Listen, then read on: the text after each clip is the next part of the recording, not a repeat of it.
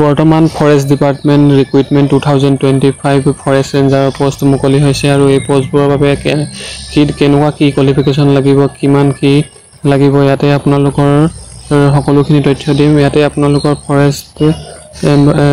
environment and forest department Assam last ডেটটো হৈছে আপোনালোকৰ 20/7/2025 Assam public service commission APSC এই ফালৰ পৰা পদবোৰ মুকলি হৈছে ফৰেষ্ট ৰেঞ্জাৰৰ পোষ্ট হয় নাম্বাৰ অফ পোষ্ট হৈছে পোষ্টৰ সংখ্যা হৈছে 50টা ইয়াতে আপোনালোকৰ ক্যাটেগৰী আছে ভ্যাকেন্সি আছে আপোনালোকৰ UR ৰ বাবে 44টা OBC ৰ বাবে 0 আৰু SC ৰ বাবে 2টা STP ৰ বাবে 2টা ST হিলছৰ কাৰণে আপোনালোকৰ 2টা পোষ্ট UR ৰ বাবে 44টা পোষ্ট মুকলি কৰা হৈছে তাৰ পাছতে আহিলে আপোনালোকৰ সকলোখিনি ইয়াতে আপোনালোকৰ SC কাৰণে 2টা ST প্লেনছৰ কাৰণে 2টা আৰু ST হিলছৰ কাৰণে 2টা তাৰ পাছতে আহিলে আপোনালোকৰ কোৱালিফিকেশ্যন কিমান লাগিব কি কথা সকলোখিনি তথ্য দিম ইয়াতে আপোনালোকৰ আৰু স্যালাৰি মানে আপোনালোকৰ পে স্কেলটো হ'ব 22000 ৰ পৰা 97000 পৰ্যন্ত আৰু গ্ৰেড পে লাগিব আপোনালোকৰ 10000 97000 টকা লৈকে আপোনালোকে মাহিলী দৰমহা পাব ইয়াতে আপোনালোকৰ সিটিজেনশিপটো আপোনালোকৰ আসামৰ হ'ব লাগিব ৰেসিডেন্টাল টাইপটো ইয়াতে আপোনালোকৰ পাৰ্মানেন্ট ৰেসিডেন্ট সাৰ্টিফিকেট মানে PRC খন থাকিব লাগিব আৰু লগতে এমপ্লয়মেন্ট এক্সচেঞ্জ কাৰ্ডটো থকাটো বাধ্যতামূলক এইকেইটা ডকুমেন্ট থাকিলে আপোনালোকে এপ্লাই কৰিব পাৰে আৰু বয়সৰ সীমাটো দিয়া হৈছে 21 ৰ পৰা 38 বছৰলৈকে আৰু এজ ৰিলেক্সেশনো দিয়া হৈছে ইয়াতে এজ ৰিলেক্সেশন SC ৰ বাবে 5 বছৰ ST ৰ বাবে 5 বছৰ আৰু OBC ৰ বাবে 3 বছৰ দিয়া হৈছে আৰু এডুকেশ্যন কোৱালিফিকেশ্যন কিমান লাগিব ইয়াতে সকলোখিনি তথ্য দিয়া হৈছে এডুকেশ্যন কোৱালিফিকেশ্যন ডিগ্ৰী পাছ হ'ব লাগিব সায়েন্সৰ হ'ব লাগিব আৰু সায়েন্সৰ এইকেইটা সাবজেক্ট হ'ব লাগিব ইয়াতে আপোনালোকৰ দিয়া আছে agriculture botany chemistry computer application ইয়াতে সকলোখিনি মানে কম্পিউটাৰ সায়েন্স ইঞ্জিনিয়াৰিং এগ্ৰিকালচাৰ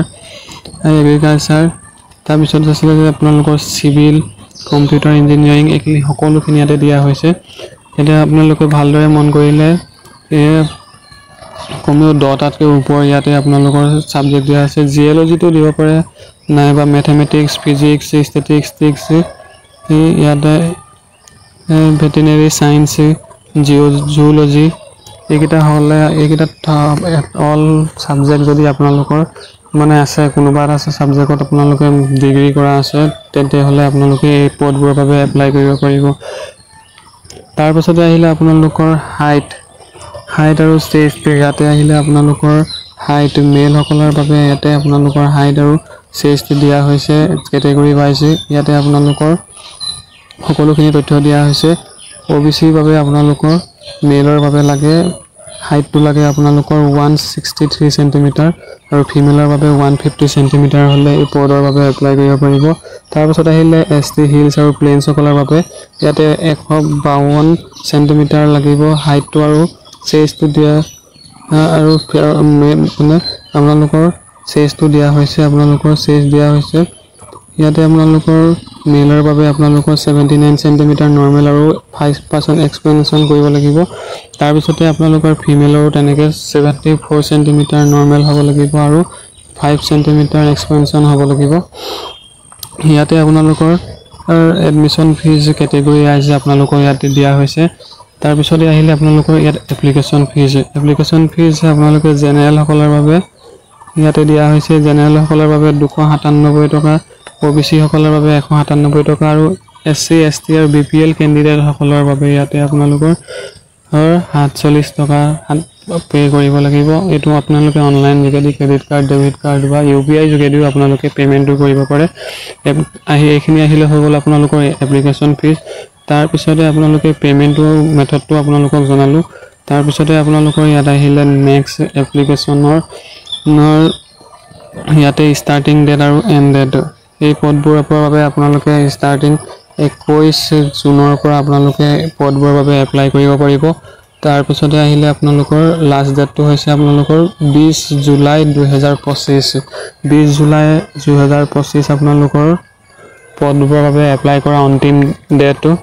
তাৰ পিছতে আহিলে আপোনালোকৰ অফিচিয়েল ৱেবছাইটত আপোনালোকে ইয়াতে ভিজিট কৰি পিনি এডভাৰটাইজমেণ্ট ডিটেইলছটো চাব পাৰে ইয়াতে সকলোখিনি তথ্য দিয়া হৈছে আপোনালোকে যদি এই পদবোৰৰ বাবে ইচ্ছুক বা আপোনালোকে যদি এই ফৰেষ্ট ডিপাৰ্টমেণ্টৰ প্ৰতি যদি ইচ্ছুক বা পদবোৰৰ বাবে এপ্লাই কৰিম বুলি ভাবিছে তেন্তে এপ্লাই কৰিব পাৰে ইয়াতে এপ্লিকেশ্যন ষ্টাৰ্টটো আপোনালোকৰ 21/6/2025 পৰা হ'ব 21 তাৰিখৰ পৰা হ'ব আৰু এণ্ড ডেটটো হৈছে আপোনালোকৰ 20/7/2025 last date of application fees to payment কৰাৰ ডেট অন্তিম তাৰিখ হৈছে 22/7/2025 চৰ ভিতৰত আপোনালোকে পেমেন্টটো কৰিব পাৰে ইয়াতে আপোনালোকে কেটেগৰী আইজ পে স্কেল পে স্কেলটো আৰু আপোনালোকৰ এলিজিবিলিটি ক্ৰাইটেৰিয়াটো আপোনালোকৰ ইয়াত সম্পূৰ্ণকৈ দিয়া হৈছে তাৰ পিছত পে স্কেলটো আপোনালোকৰ 22,000 পৰা 97,000 পৰ্যন্ত হ'ব আৰু গ্ৰেড পে আপোনালোকৰ 10,300 টকা লাগিব ইয়াতে সকলোখিনি তথ্য দিয়া হৈছে তাৰ পিছত এলিজিবিলিটি ক্ৰাইটেৰিয়াটো আপোনালোকৰ ইয়াতে পাৰ্মানেন্ট ৰেসিডেন্ট সাৰ্টিফিকেট থাকিব লাগিব মানে পিআৰসি খন থাকিব লাগিব আৰু এক্সচেঞ্জ কাৰ্ড এমপ্লয়মেন্ট এক্সচেঞ্জ কাৰ্ডটো ভ্যালিড এমপ্লয়মেন্ট এক্সচেঞ্জ কাৰ্ডটো থকাটো বাধ্যতামূলক ইয়াতে সকলোখিনি তথ্য দিয়া হৈছে জেনাৰেল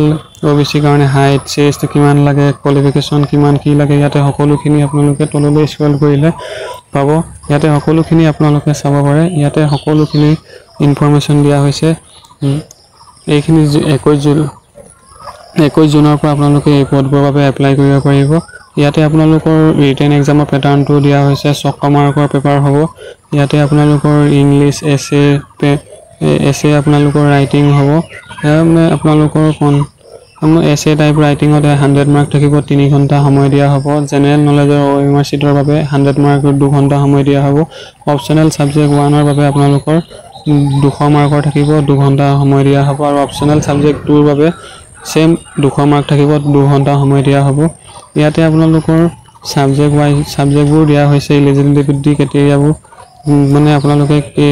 এইকেইটা সাবজেক্ট থাকিলে আপোনালোকে এপ্লাই কৰিব পাৰিব ইয়াতে সম্পূৰ্ণখিনি ডাটা দিয়া হৈছে